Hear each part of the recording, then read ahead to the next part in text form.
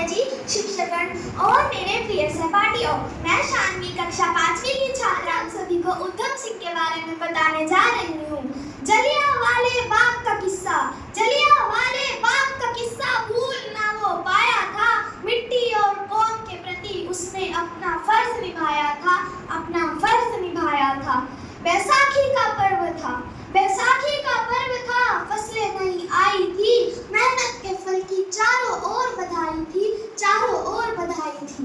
मिल रहे थे एक दूसरे से बधाइयां देकर, मिल रहे थे एक दूसरे से बधाइयां देकर, लोग मिलने आए थे आजादी की उम्मीदें लेकर, आजादी की उम्मीदें लेकर।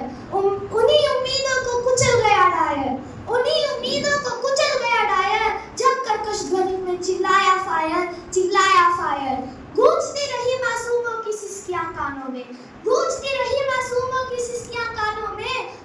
सीने की आग को जिसने पल पल बढ़ाया था, सीने की आग को जिसने पल पल बढ़ाया था, पुस्तक में पिस्तौल रख, पुस्तक में पिस्तौल रख। जब घुसा कैप्स्टन हॉल तो पूरा का पूरा लंदन उसकी मौजूदगी से घबराया था, मौजूदगी से घबराया था। मारी गोली जनरल डायर को, मारी गोली जनरल डायर को, ना डरा और ना घबराया था। उसने तो अपनी मिट्टी और कौम के प्रति अपना फर्ज निभाया था, अपना फर्ज निभाया था। कुछ किस्से ऐसे होते हैं जो सदा याद रखे जाते हैं। उधम सिंह जैसे वीरों के आगे सदा शीश झुकाए जाते हैं, शीश झुकाए जाते हैं। वंदे जलियांवाला बाग का खूनी मंजर देखा था, जिसने जलियांवाला बाग का खूनी मंजर देखा था, दिल में बदले के लिए दहकता समंदर देखा था, समंदर देखा था।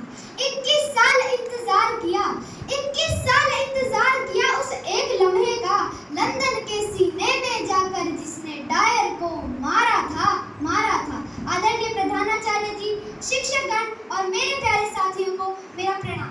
आज मैं अनीता कक्षा 5वीं की छात्रा आप सभी को उधम सिंह जी के बारे में बताना चाहती हूँ। 31 जुलाई का दिन कैलेंडर की कोई मामूली तारीख नहीं है, बल्कि ये भारत माँ के उस महान पुत्र की शहादत का है, जिसने ये साबित किया कि हिंदुस्तानी वीर अपने शहीदों के खून का हिसाब समुंदर पार जाकर भी लेना जानते हैं। 31 जुलाई को अमर शहीद उधम सिंह जी का शहादत दिवस मनाया जाता है। साथियों, 13 अप्रैल 1919 का वो काला दिन याद कीजिए जब जलियांवाला बाग में कई मासूमों, बिलखते बच्चों और बेबस माताओं पर गोलियों की बौछार कर दी गई थी। चारों तरफ चीख पुकारें थी, लहू से जमीन लाल थी और कुएं लाशों से भर चुके थे। उसी खूनी मिट्टी को हाथ में लेकर एक 19 साल के नौजवान ने ये कसम खाई थी कि जब तक इस कत्लेआम के गुनहगारों को इनके अंजाम तक नहीं पहुंचा दूंगा, तब तक ये उधम सिंह शांत नहीं बैठेगा। सीने में जुनून और आंखों में रवानी रखता था, सीने में जुनून और आंखों में रवानी रखता था। वो भारत माँ का शेर था जो लंदन में भी अपनी कहानी लिखता था, कहानी लिखता था। जिसकी ललकार से हिल गई थी अंग्रेजी हुकूमत, जिसकी ललकार से हिल गई थी अंग्रेजी हुकूमत, वो अपनी रगों में एक लाभ की रवानी रखता था, रवानी रखता था। बदले की है आप, एक दो दिन नहीं बल्कि पूरे 21 सालों तक उधम सिंह जी के दिल में जलती रही। इस दौरान वे भेष बदलते रहे, नाम बदलते रहे, दर्जी बने, कारपेंटर बने, जलपोतों पर काम किया, आधा संसार नाप लिया, लेकिन कभी अपने लक्ष्य को नहीं भूले। 13 मार्च 1940 को लंदन के कैक्सटन हॉल में जब जलियांवाला बाग हत्याकांड का मुख्य जिम्मेदार सर माइकल डायर मंच पर बैठकर चेखी बगार रहा था, तब उधम सिंह जी ने अपनी किताब को काटकर उसमें छिपाई हुई पिस्तौल निकाली और गरजते हुए माइकल के सीने में गोलियां उतार दी।